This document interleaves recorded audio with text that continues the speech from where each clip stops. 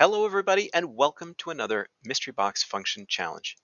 In the purple mystery box we've got some math and your challenge is to figure out what that math is. You can try this with the link in the description, and when you think you've got an idea, come on back and see if we get the same thing. All right, let us begin. I'm going to put in a 0. Okay, so 0 gives us 0.6 repeating, so 2/3, I guess. How about a 1? And 1 gives us 3.3 repeating, so 3 1/3. If you notice that tiny little 5 at the end, don't worry about it. That's just one of those errors that computers make with decimal numbers because they're calculating in binary and then they have to translate it to decimal. So this is really 0.3 repeating. Let's try a 2. 2 is 7 1/3.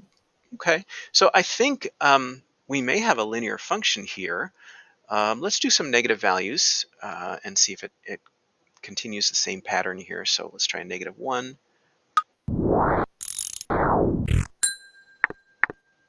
And that's -4 2/3. And let's try -2.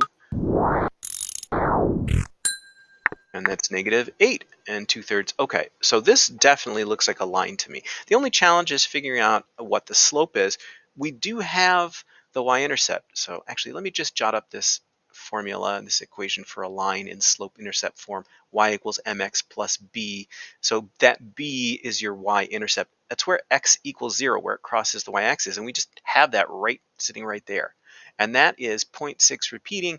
So that's 2/3. So I think our b is minus 2/3. That's a negative. So start that over, minus 2/3. Okay, but what's our slope? Can you tell from here? It's maybe a little tricky because we've got these 2/3 and thirds and so forth.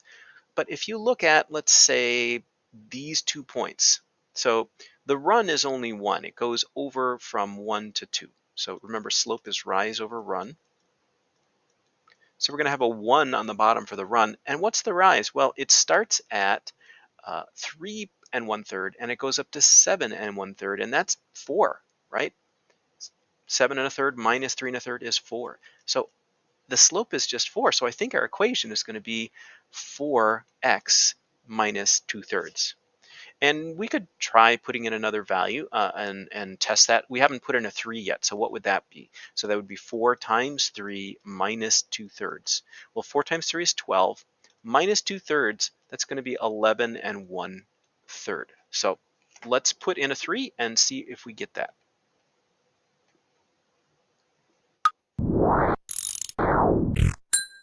Yeah, and there it is, 11 1/3. So I think we've got it. This is a linear function. Let's take a look.